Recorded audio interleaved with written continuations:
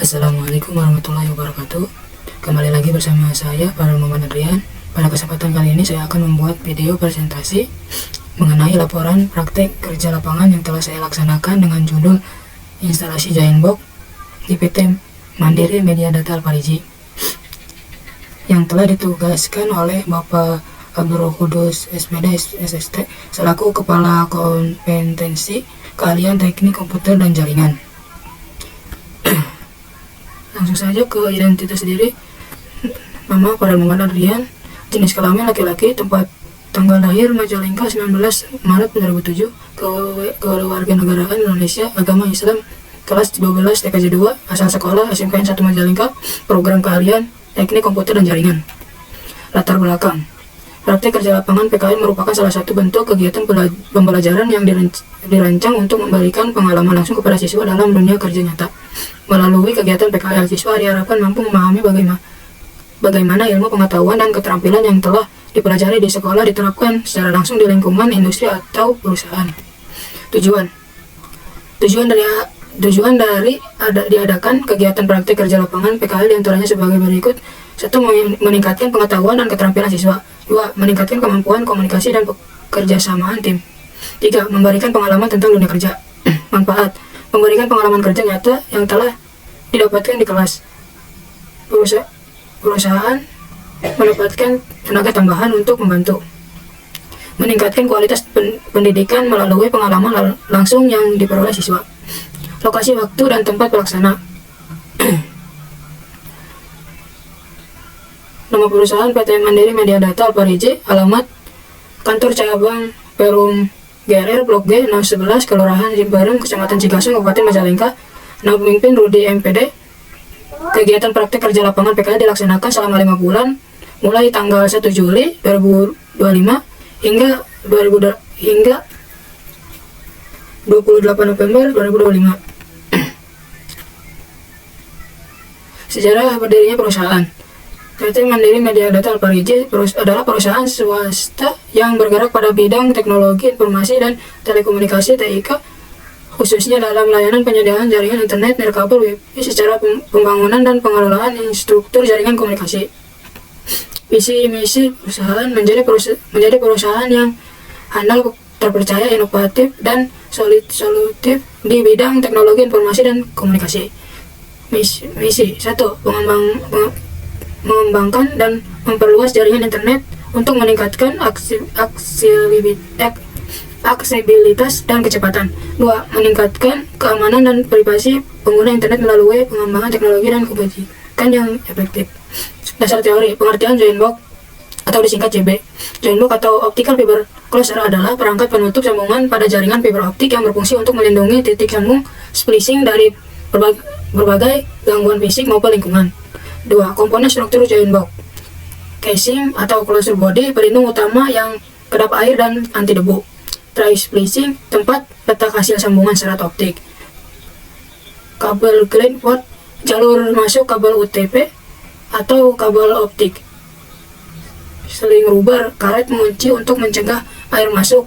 Bracket dan baut pengunci, memastikan penutup Giantbox terpasang kuat. Splicing protector, pelindung sambungan serat setelah proses splicing. 3.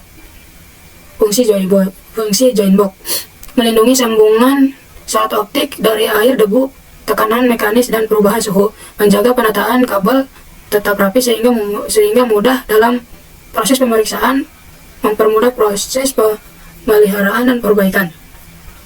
Jenis Giantbox: domain closer, berbentuk tabung, banyak digunakan untuk pemasangan di tiang. Horizontal closer, berbentuk kotak, memanjang, cocok untuk pemasangan di dinding. Area closer, digunakan untuk pemasangan di udara pada tiang listrik atau telekomunikasi. Cara kerja: 1. Penarikan kabel jaringan pengulur dan menarik kabel dari ODP ke rumah pelanggan. Mengikat kabel pada tiang atau di dinding menggunakan strap. 2. Penyambungan dan splicing fiber optik. Jika jaringan di ISP menggunakan fiber optik, maka kegiatan meliputi menyiapkan perangkat splicer, instalasi perangkat di rumah pelanggan, pemasangan ONT router, penghubungan kabel ke perangkat. Gambar kerja: persiapan alat bahan, pembukaan selubung, penyambungan serat optik, apakah sudah tersambung, tidak atau ya. Penataan sambungan. Pengujian menggunakan OTDR. Muncul redaman, tidak atau ya. Selesai. Pembahasan. 1. Melakukan survei lokasi. Melakukan survei lokasi terlebih dahulu untuk menentukan titik yang paling tepat dalam pemasangan. Lokasi dipastikan aman, strategis, dan sesuai dengan kebutuhan jaringan. 2. Persiapan alat dan bahan. Setelah titik pemasangan ditetapkan, teknisi menyiapkan seluruh alat dan bahan yang diperlukan. Persiapan alat menjadi tahapan krusial mengingat proses spacing membutuhkan ketelitian yang tinggi. 3. Membuka selubung kabel. Tahap berikutnya adalah membuka selubung kabel atau stripping. Proses ini dilakukan dengan sangat hati-hati untuk menghindari kerusakan pada buffer tube maupun serat optik yang berada di dalamnya. 4. Memotong kabel. Serat optik yang akan disambungkan dipotong menggunakan kaliper untuk mendapatkan permukaan pemotongan yang rata dan sempurna. 5. Proses splicing. Proses penyambungan atau fungsi splicing dilakukan dengan memanaskan ujung serat hingga menyatu secara permanen. 6. Penataan sambungan pada join box. Setelah proses penyambungan selesai, teknisi menata semua sambungan ke dalam tray join box. 7. Menguji redaman.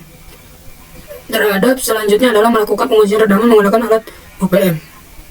8. Pemasangan pada tiang. Setelah memastikan seluruh sambungan berfungsi dengan baik, teknisi melakukan tahap finishing, yaitu merapikan kabel, mengikatnya menggunakan kabel tie atau tali, membersihkan area kerja, serta memberikan label pada join box atau kabel. Hasil, meningkatkan pemahaman baik secara teknisi maupun non-teknisi. 2. Mampu mengoperasikan alat-alat jaringan seperti fungsi splicer OTDR, optical power meter OPM, dan konfigurasi modem. 3. Memahami dan mampu memasang join box dengan rapi dan benar sesuai SOP.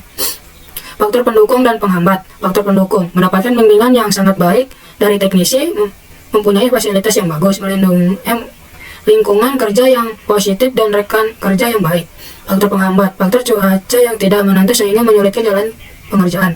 Lokasi pemasangan yang sulit dijangkau, gangguan kendaraan atau lalu lintas saat bekerja di jalan besar. Manfaat yang dirasakan. 1. Memperoleh pengalaman kerja yang nyata dan merasakan langsung bagaimana bekerja di lingkungan profesional.